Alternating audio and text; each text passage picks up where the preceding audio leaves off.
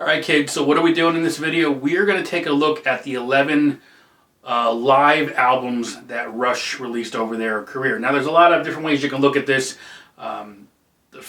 Chronologically, the first 4 or 5 were strictly just audio, I think, for the most part. There was some video along with it as well. And then as you got kind of further into the career, the live CD always kind of came with the live DVD. So I'm going to put those live DVD/CDs together as one, because I look at it as more of just like the audio piece of it, the show itself. I could probably do a complete different video on the video pieces of this, and it probably would change my entire ranking for some of this. But we'll keep it real simple. Rush, live releases, the audio, the show, just overall kind of like what you got out of it emotionally. Just, you know, and really the live releases were how I really became introduced to Rush. What I did was, and if you follow their career, the first, really going up into the Counterparts time frame, Test for Echo even, from the first album, it was 4 albums and then a live release. Rush, Fly By Night, Caress, Steel, 2112, All the World's a Stage.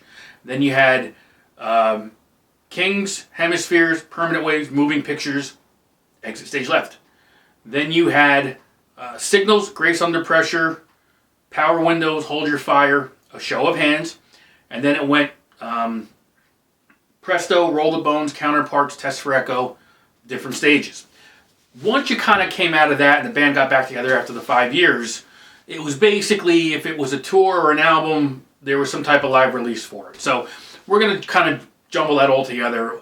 So we'll take a look. I believe it was 11 releases altogether. We'll take a look at them. My thoughts, I'm sure this is going to be very different than a lot of others. It's just kind of how I look at it, enjoying the music, everything about it. So let's get into it. 11 out of 11, bottom of the list, and I don't mean this in a bad way, was different stages. And my friend Gary pointed this out to me because I completely forgot about this. Production-wise, it is solid. It's a great record. Performance, recording. It's not a cohesive show. This is a bunch of... Most of this recording, I believe, came from the Chicago tour date on Test for Echo tour. But there's Chicago, there's Philly, I think, there's Dallas, Miami, Massachusetts. So I kind of like having just the entire show experience. I'd rather have just an okay or above average recording of the entire show than just, and again, this is the quality is fantastic. I just put it here because of where it is as far as how it's put together. Nothing more than that. If you are a collector of music and you like kind of hearing audience recordings, there are several recordings out there that are really good that capture this tour. So, do your research and you'll find something, I think. Number 10, Exit Stage Left. Really for the same reasons, basically, at least to start with. It's not a complete show, it's put together. I think some of it's from the UK, some of it is from Montreal. So again, and I think the sound at times is very, very muddy for me. So, but it captures that era of the band. It captures, the Moving Pictures tour, basically. So again, if you do your homework, you can find some very good recordings out there that are complete shows. So do your homework. All right, this one, I didn't know where to put this. It's not the DVD piece of it, but it's the live CD that came with it for the Grace Under Pressure tour. 1 disc. I don't believe it's a full show. 1 disc wouldn't be a complete show at this time frame. I believe it was done at the in Toronto, Maple Leaf Gardens. Alex's tone was, I loved it, I didn't like it, then I loved it. So it was very interesting. Heavy on the new stuff at the time, so a lot of Grace Under Pressure, Signals, Moving Pictures, a handful of tunes prior to that. But again, captures the moment pretty well, even the video piece of it. So take a look at that. But that's kind of why I've got it down here. It's not a complete show. All right. Their first live release, All the World's a Stage, taken, I believe it's from William Shakespeare, if I remember correctly. So, home show, Massey Hall, Toronto. I believe there was 3 nights they did.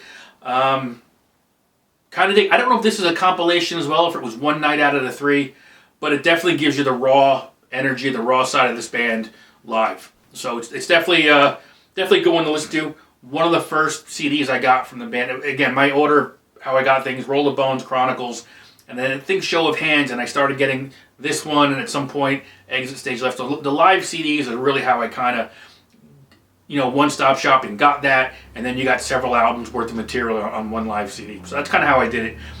Definitely, shows you that mid-70s form with the band. Okay, number 7, Show of Hands. As much as I wasn't a fan of the Hold Your Fire album, even Power Windows at times, this captures that era live, and I think just the tunes translate better live for me. So that's why I got this one higher than some of the other ones. But again, Big Money, Subdivisions, Marathon, again, a whole bunch of things. I think there's maybe 1 or 2 songs that go merely 170 song and 180 song for the most part. Do your homework. There's some complete live shows out there because I believe Limelight on some of these gigs was either the first or the second song played, and it's not on here. So I like it though. It's got a good sound to it, so that's why I have it up here. Okay, number 6. Here we go, number 6. We have the R40 live tour. So this was kind of how it wrapped all up. A little bit of everything, how they deconstructed the stage visually. As far as the set list itself, it was great. This one was this was Toronto, I believe, where it was recorded. So I think it was a hometown show. And I just kind of liked how they went backwards in time. First album, went all the way back. I don't think they hit all the albums, which was kind of a head scratcher, but whatever. But they played a lot of the tunes that I did like. There's some extras in here, some bonus video, some of the other songs that weren't played that particular night. But I do like it. It's just kind of a, again, they're tying it all together basically. This wasn't the final show of the tour, but it was definitely one of the last ones. Out in California was the final one for the tour. But a lot of good tunes on here. Even the newer stuff really held up well on some of these tours. So that's why I've got this one where it is, R40 Live. Top 5, here we come. The Clockwork Angels tour. I really liked it. I loved the album. I liked how they played everything on the second set with the orchestra. I know a lot of people weren't thrilled because they didn't really go back in time too much, but I knew back then that this was going to hold up well in the catalog in general. Rush was never a band to play the same 15 greatest hits, every show during the summer. They would mix it up. So when you look back on it, and at one point I did a spreadsheet, because that's what I do, going back to the R30 tour, and they played about 110 different songs between R30 up until R40. So interesting how a lot of tunes were played during that time frame. So that's why I like this one. It holds up. It's something different. It wasn't the same old. So that's why this is my number 5. Number 4. As much as I wasn't a super fan of the album, I loved the live show, the songs, how they translated live. So Snakes and Arrows, I believe I saw this tour live twice, both at the PNC in Homedale, New Jersey. And it was nice because they did mix it up with like 4 songs, I think, if I remember correctly, between the 2 shows.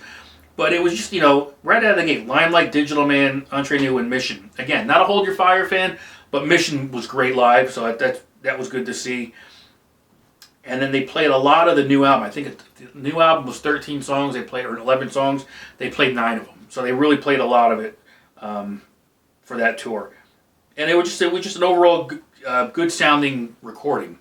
So that's why I've got this one where it is, number 4, I guess. Number 3, Time Machine Tour. Great tour, great album, loved it. It all translated good live, and moving pictures cover to cover on this tour was fantastic. I think at times it sounds muddy, especially during Limelight. For some reason that intro sounds very muddy, but overall, really liked it. So that's why I've got this one at number 3. Number 2. Number 2 is the R30 tour. The only reason I don't have this at number 1, sounds great, love the show. For whatever reason, and someone correct me, up until this point, they played something from every album, at least one tune from every album, except the Presto album. I don't understand why they did that, because that would have been the ultimate show up until that point. Something from every album. So even the medley they put together, the R30 medley in the beginning, which was fantastic. You had something from the first 7 albums. I think it was 7 albums. So it was Rush, Fly By Night album, Caress of Steel, 2112 Live, which didn't count, and then you've got Kings and Hemispheres, then went right into Spirit of Radio, so maybe 6. But that's why I've got this one where it is. Number 1 if it had something from every era at the time, or every album at the time. My number one for the audio, and not the audio of the band, R30 in Rio, South America.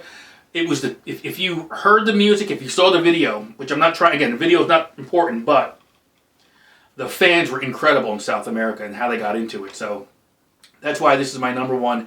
The band was back after a long hiatus. And looking back at this set list, I mean, it was fantastic. Tom Sawyer, Distant Early Warning, so on. The Past, one of my favorites. Natural Science, One Little Victory, 2112, Limelight, Via Strangiato, Spirit of Radio, By-Tor, Cygnus, Working Man, I should say. It was awesome. It really was. It was fantastic. So, number one, never got to see this tour, unfortunately, but this would be my number one. What do you think? How do you rank them? Let me hear it.